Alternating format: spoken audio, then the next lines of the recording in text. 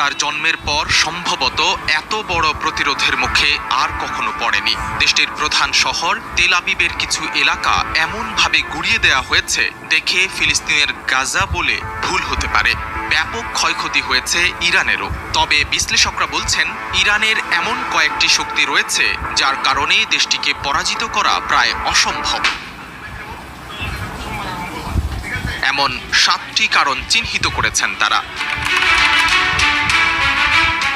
ইরানের দক্ষিণ সীমান্ত ঘেঁষে রয়েছে হরমুজ প্রণালী, যা বিশ্বের অন্যতম কৌশলগত জলপথ। মাত্র 33 কিলোমিটার চওড়া এই জলপথ দিয়েই বিশ্বব্যাপী ব্যবহৃত প্রায় 20% তেল পরিবহন হয়। গুরুত্ব বিবেচনায় বিশ্লেষকরা এটিকে পৃথিবীর রক্তনালী বলে অভিহিত করেছেন।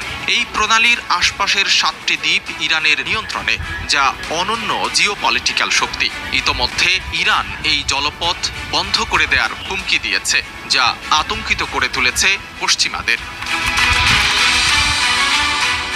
ইউরোপ, এশিয়া এবং আফ্রিকা, এই 3 মহাদেশের সংযোগস্থলে রয়েছে ইরানের অবস্থান। এছাড়া দেশটির রয়েছে 3টি গুরুত্বপূর্ণ জলসীমা, উত্তরে কাস্পিয়ান সাগর এবং দক্ষিণে পারস্য উপসাগর ও ওমান উপসাগর। এ কারণে বিশ্ব মানচিত্রে টিকে থাকা সবচেয়ে